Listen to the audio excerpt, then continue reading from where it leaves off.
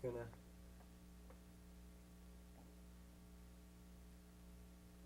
This is roll 3. You were telling me about. You asked why so many people came to the show. Yeah. Tell me when I'm supposed to start. Anytime. We're okay. You were asking why so many people came to the Hell Driver show when they already own cars and were familiar with them. But you have to remember what they came to see was somebody deliberately crash a brand new car. We didn't use old clunkers for stunts except the head-on crash. But they wanted to see what happened when they rolled a new car. They found that hard to believe, that somebody would deliberately crash a new car. But if you had 10,000 people that paid $1 a piece to watch it, you could afford to break up 2 or 3 cars. So it was a good business. And the thing was fascinating, and after we had had a little experience and polished the edges, we had a very smooth show. It was fun to watch. Everybody enjoyed it. Did these shows help? I mean, crashing new cars, did that help the automakers at all? Well, we used to have car salesmen on the field that have sold anywhere from 5 to 15 cars right after a show, right on the track. How come? Well, because they were convinced that the cars we were using were rugged. And we were using stock models, and they didn't believe a stock model car could take that kind of beating. And when they found it could, and that in effect our drivers were trusting their lives to them, they signed on the dotted line in good numbers. In fact, we've had car salesmen who didn't believe that we were using stock cars, and that always aggravated the fellows. And they would tell those guys, we'll give you permission to park your car, your demonstrator, right on the infield. Just leave it unlocked so we can move it when we have to. Well, what they would do is go take the seat cushions out of it, put 50 pounds of air in the tires and a safety belt, and the next thing that guy knew, there's his demonstrator out there doing ramp jumps. Believe me, he believed they were stock cars after that. Were they happy about it? Well, some of them ran after the car down the track screaming and waving their hands, and nobody paid any attention to them. What did the crowd think? Oh, they thought that was hilarious. But they still bought cars. The townspeople. Beg your pardon? The townspeople? Yeah, the customers of these people that had the agency.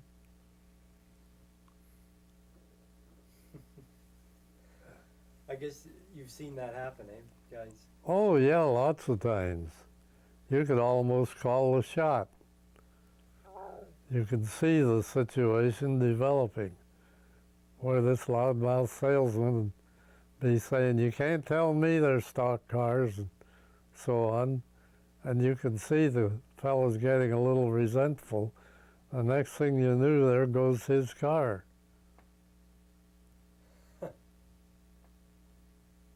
But when the dust settled, nobody ever held a grudge.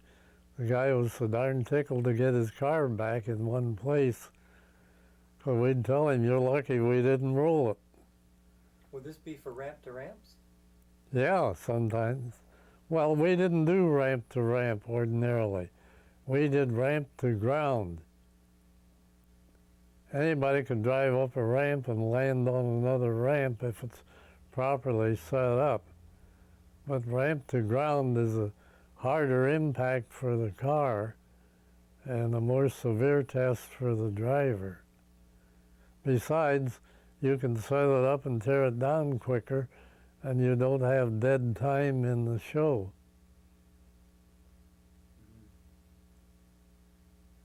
When did they start using catch cars? Oh, you mean one car hit another? Or just, I mean, when did they decide that it was a, I don't quite know what you mean by a catch car. well, when you worked with Teeter and Lynch, did they always land on the ground?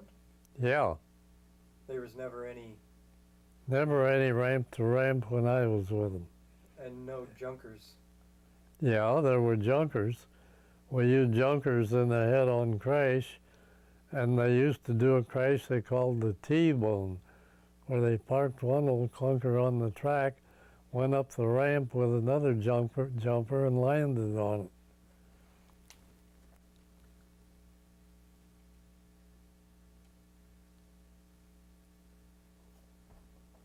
But they never, like, lined up a few junkers, did they? What would they jump over? Anything?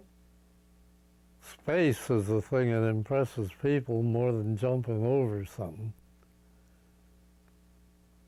Why's that? Well, because it's open. For example, if you have a ramp, which is, say, 4 feet or 4.5 feet high at the high end, and maybe 20 feet long overall, you go up that ramp, and the car you're driving rises 10 feet high and goes 35 feet in distance. If that goes 35 feet through open space, the sight of that car jumping through open air is more exciting to the audience than jumping over 2 or 3 or 4 cars. Because mentally the crowd thinks they got something to land on, and it isn't so bad.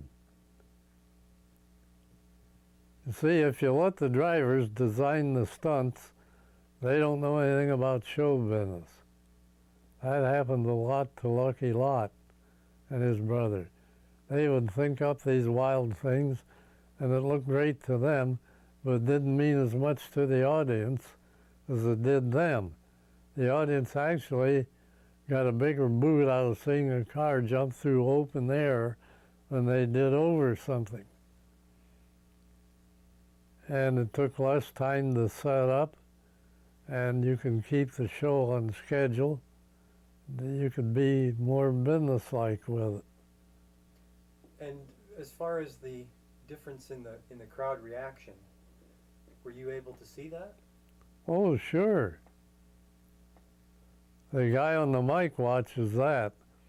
When he sees people talking to each other and one thing another and digging in their pockets and all that, and not with their eyes on that track, he knows you're losing them. You want those eyes where you want them, right on the track, on the cars, not looking around. What would you have done in a situation like that where you can see that the stunts are happening but people are elsewhere? Well, where they're not watching, you get something going on the track. Either with the clown in his car, or the clowns used the horse car a lot and had a routine with it, or any action. Just guys pouring gasoline from one can to another. Anything to give them something to watch. Don't let them get away from you. And would you try to always leave them wanting more? Sure. After all, you're coming back next year. How long would a show be? If it was well managed and smartly run, it would run in an hour. And that was a good length? That's the right length. If you run too long, the little kids get tired and bother the parents. And you can't sustain a high pitch of excitement for much over an hour. So it would just be rapid fire stunts. Rapid fire. The dust wouldn't settle from one till they're doing the next. The Lynch show ran like clockwork. Teeter was always more come as you go. But the Teeter show, or the Lynch show, had more discipline. The announcer really had a lot to do with that. He called the stunts in, and he didn't call anybody in till it was time, and it was up to him to get them out there soon after the other stunt was done and keep everybody moving. It was an important job. You take them in, get their money, put on the show, and get them home. And make sure they were happy. That's right. Did they ever go away unsatisfied? Not that I know of. Not any show I worked.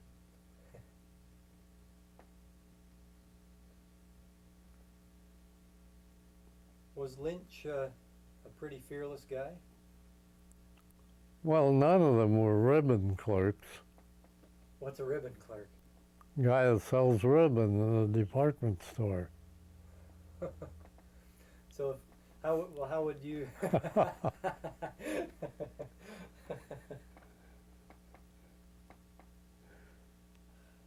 How would you? Well, I'm interested to know that. I mean, if these guys. You mean, how did we pick them? Where did they come from? Yeah, yeah. Well, with motorcycle riders, you have some guts to begin with, or they wouldn't be on a motorcycle. And the rest of it is merely a matter of education. If you watch somebody doing ramp jumps for a while and they're not getting hurt or out of control or anything, you're not afraid to try it.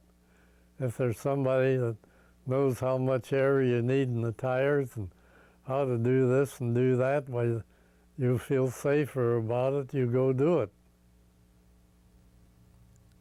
As a matter of fact, it's really true that most fellows in the show were not hired because of doing stunts.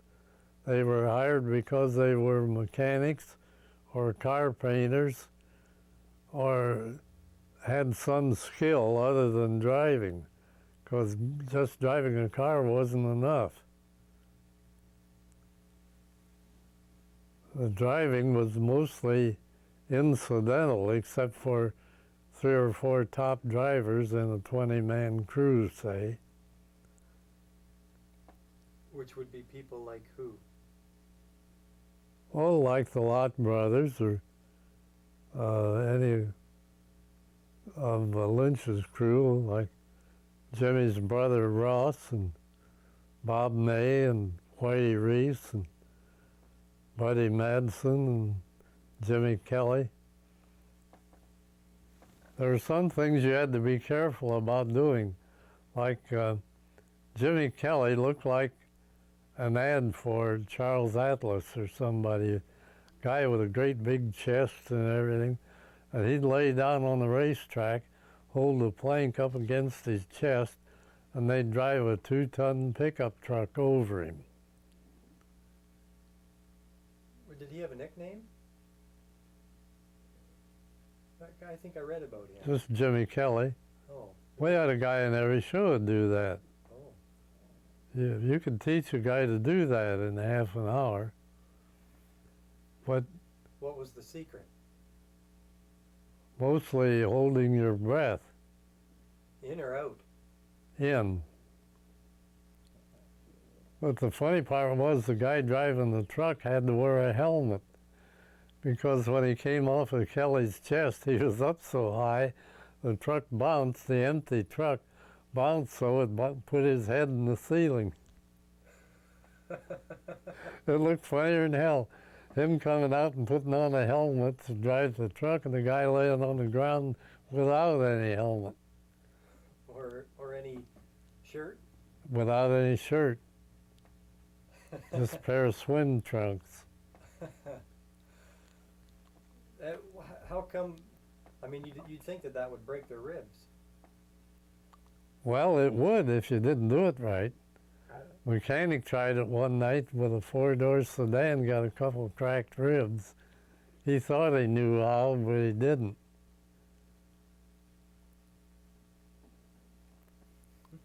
It's a matter of deflection and of force.